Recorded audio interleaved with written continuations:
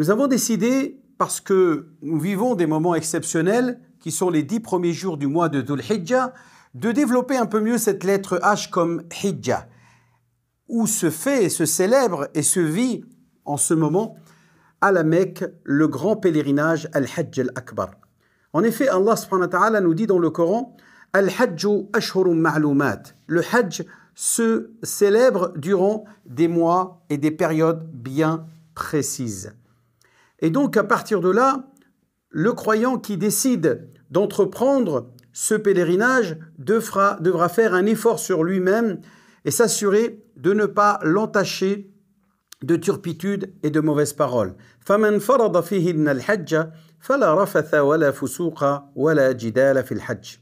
Et il devra même éviter toute discussion et débat stérile et futile. Le croyant donc qui part et qui accomplit ce pèlerinage à la Mecque va avoir une des 3 intentions, soit le ifrad, c'est-à-dire le hajj sans umrah, soit le qiran, c'est-à-dire le hajj associé avec la umrah ou précédé de la umrah sans qu'il soit séparé, donc qiran qui veut dire rassemblage de la umrah, comme l'a dit le prophète alayhi salatu wassalam, en croisant ses doigts, elles resteront liées jusqu'au jour de la résurrection en parlant de la umrah et du hajj. Ensuite, il existe une 3e manière qui est celle que le prophète a recommandée, qu'on appelle at-tamattu'.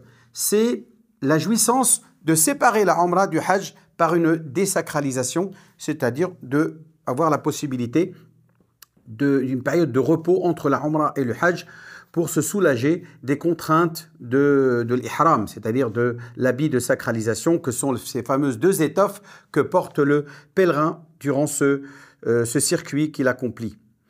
Ensuite, le croyant, après avoir terminé cette umrah, va remettre et reporter sa tenue de ihram, de sacralisation, afin de se diriger vers la seconde étape, la première étant la Kaaba, autour duquel il a accompli la circumambulation et le parcours entre le Safa et le Marwa, et s'est désacralisé durant cette umrah.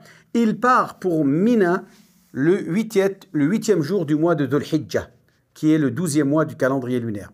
Durant cette période, ce jour-là, eh bien, il va prier les prières à l'heure, Dhuhr, al-Asr, al-Maghrib, al-Isha, mais toutes les prières ruba'i, c'est-à-dire les prières qui ont 4 unités, seront diminuées de 2.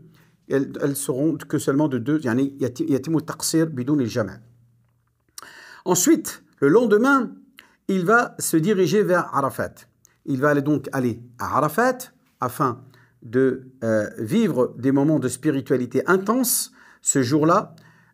Et c'est donc le jour qui correspond au 9e jour où, dans le monde entier, les musulmans, eux, vont jeûner ce jour de Arafat par recommandation de notre prophète bien-aimé Mohammed sallallahu alayhi wa sallam. Alors que les pèlerins, eux, sont dans la foi, dans la supplication, dans l'adoration, dans l'évocation d'Allah subhanahu wa ta'ala à Arafat, eh bien, c'est ce jour-là où Allah subhanahu wa ta'ala décide de descendre dans le ciel de ce bas monde et interroge ses anges en leur disant « Ma arada haoula » que me veulent ces gens-là ? Ja'ouni shu'than ghubra. Ils sont venus avec plein de poussière et des cheveux en tignasse. Que me veulent-ils ? Les anges diront « Ya Rab, ô Seigneur, tu sais mieux que personne ce qu'ils veulent. Ils sont venus chercher ta miséricorde. »